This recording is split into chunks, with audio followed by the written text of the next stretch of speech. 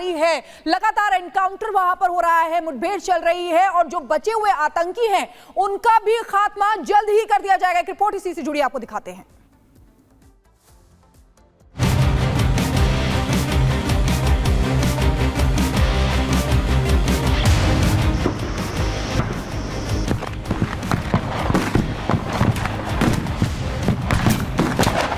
ये गोलियों की तड़तड़ाहट,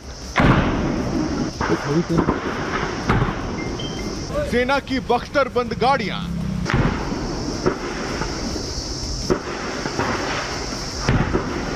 ये तस्वीर है दक्षिण कश्मीर के कुलगाम की, जहां सेना और पुलिस के जवानों के घेरे में आतंकी हैं और आतंकियों को पकड़ने के लिए सेना का ऑपरेशन जारी है।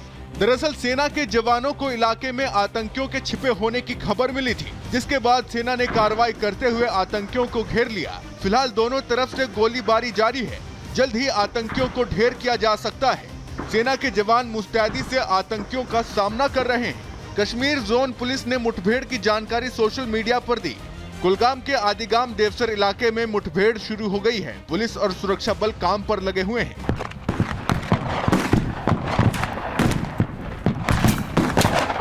आपको बता दें कि जम्मू कश्मीर में विधानसभा के चुनाव जारी हैं। 2 चरण की वोटिंग भी हो गई है। आतंकियों की मंशा चुनाव में खलल डालने की है। कश्मीर में हो रहे चुनाव से आतंक की कमर टूटेगी और यही कारण है कि आतंकवादी हमला कर चुनाव प्रभावित करना चाहते हैं। हालांकि सुरक्षा बलों की मुस्तैदी से अब तक ये सफल नहीं हो पाए हैं।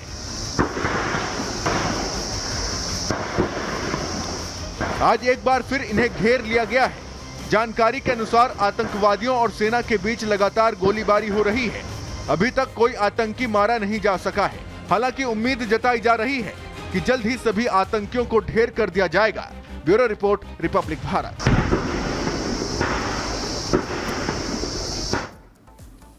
चले बढ़ते आगे और अब बात करते हैं गिरिराज सिंह की, जिनको नापाक धमकी मिली है।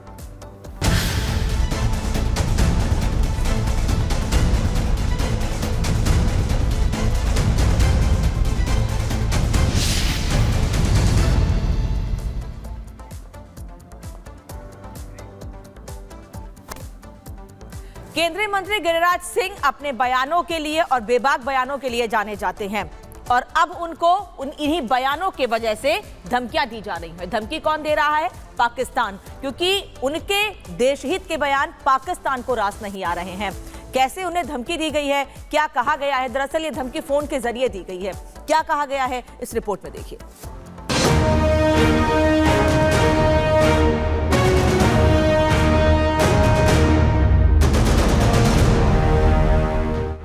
गिरिराज सिंह को पाकिस्तान से धमकी वाला फोन। गिरिराज सिंह, तुम्हारा हश्र बुरा होगा। जी हाँ, सही सुना आपने, ठीक यही शब्द थे केंद्रीय मंत्री और बीजेपी के फायर ब्रांड नेता गिरिराज सिंह को धमकी देने वाले के। गिरिराज सिंह, तुम्हारा हश्र बुरा होगा। जानकारी के मुताबिक गिरिराज सिंह और सांसद प्रतिनिधि अमरेंद्र कुमार अमर को पाकिस्तान से मोबाइल पर जान से मारने की धमकी मिली है। वहीं इस खबर के सामने आने के बाद इलाके में हड़कंप मच गया। सांसद प्रतिनिधि अमरेंद्र कुमार अमर ने इसकी शिकायत पुलिस को दे दी है। अमरेंद्र कुमार अमर ने बताया कि शुक्रवार को 11:28 पर वो घर से कचहरी जाने के लिए निकल रहे थे। तभी उनके मोबाइल पर व्हाट्सएप कॉल आया। फोन करने वाले ने सबसे पहले किसी की गिरफ्तारी को लेकर बात की। उन्होंने जब फोन करने वाले से पूछा कि हमको पहचानते हो, तो उसने कहा कि हाँ, हम तुमको जानते हैं। तुम और केंद्रीय मंत्री गिरिराज सिंह अंजाम भुगतने को तैयार रहो। तुम दोनों का बुरा हश्र होगा। ये पहला मौका नहीं है जब गिरिराज सिंह को धमकी मिली हो। इससे पहले भी उन्हें धमकी मिलती रही है। इस बार पाकिस्तान का एंगल सामने आने के बाद उनके समर्थक एनआईए और सीबीआई जांच की मांग कर रहे हैं। शिकायत दर्ज कराने के बाद पुलिस इस मामले की जांच में जुटी है। जिस नंबर से व्हाट्सएप कॉल की गई थी उसे भी ट्रेस किया जा रहा है। जांच के बाद ही सामने आएगा कि किसने धमकी दी थी और क्यों। Bureau report, Republic Bharat. और हमारे साथ हमारे सीनियर एडिटर प्रकाश सिंह जुड़ गए हैं, उनके पास जाएंगे। प्रकाश जी, जिस तरीके से गिरिराज सिंह जो हमेशा से ही देश के लिए बयान देते हैं, अब ये पाकिस्तान को ये भी रास नहीं आ रहा है। अपने देश में बोल रहे हैं, लेकिन अब पाकिस्तान यहाँ के नेताओं को, मंत्रियों को धमकी देने पर आ गया है। देखिए, सबसे बड़ी बात कि ये तहकीकात की बात है। अमरेंद्र कुमार जो उनके पार्लियामेंट्री कॉन्स्टिट्यूएंसी के जो वहाँ प्रतिनिधि हैं, उनके नंबर पे व्हाट्सएप कॉल से आया था और एक प्राथमिकी दर्ज करा दी गई है बेगूसराय के नगर थाना में।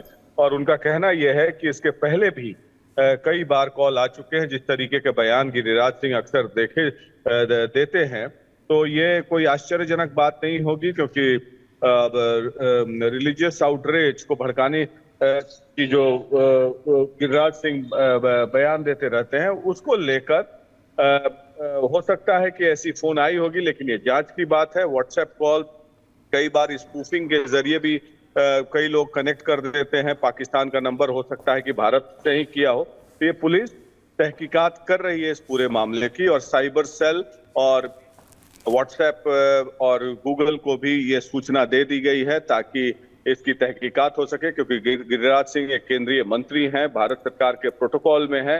भारत सरकार के टेलीकॉम डिपार्टमेंट को भी सूचना दे दी गई है, क्योंकि ये अंतर्राष्ट्रीय स्तर का मामला इसलिए बन जाता है क्योंकि इसमें डिफरेंट कंपनियां इन्वॉल्व हैं जो जिसके बेस जो हैं विदेश में है। जैसे व्हाट्सएप हो गया, फेसबुक हो गया, गूगल हो गया। तो इन सब से साइबर सेल वाले तहकीकात कर रहे हैं, और जब तहकीकात का नतीजा निकलेगा तो पता चलेगा कि वाकई सच्चाई क्या है।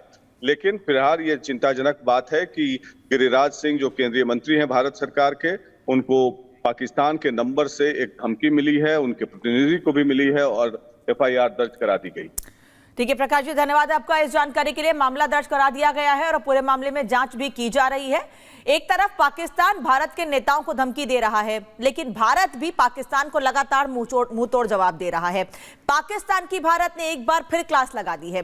UN में शहबाज शरीफ की तरफ से अलापे गए कश्मीर राग पर भारत ने अब UNGA के मंच से जवाब दिया है और पाकिस्तान की ऐसी इंटरनेशनल बेइज्जती की है कि पाकिस्तान की दुनिया भर में थू थू हो रही है।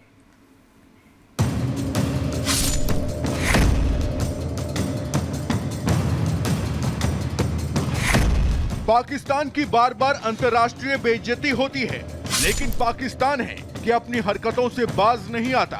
एक बार फिर भारत ने पाकिस्तान को दुनिया के सामने बेनकाब कर दिया है, वो भी किसी छोटे मोटे मंच पर नहीं, बल्कि UNGA यानी संयुक्त राष्ट्र महासभा के मंच पर। यूनाइटेड नेशंस जनरल असेंबली यानी UNGA एक ऐसा मंच है जो सदस्य देशों को अंतर्राष्ट्रीय मुद्दों पर चर्चा करने के लिए मंच देता है। लेकिन UNGA में राइट ऑफ रिप्लाई के दौरान भारतीय राजनयिक भाविका मंगल नंदन ने पाकिस्तान की पोल खोलकर रख दी, क्योंकि पाकिस्तान के प्रधानमंत्री शहबाज शरीफ ने बीते दिनों संयुक्त राष्ट्र में कश्मीर का मुद्दा उठाया था और भारत के खिलाफ इंटरनेशनल मंच से जहर उगला था।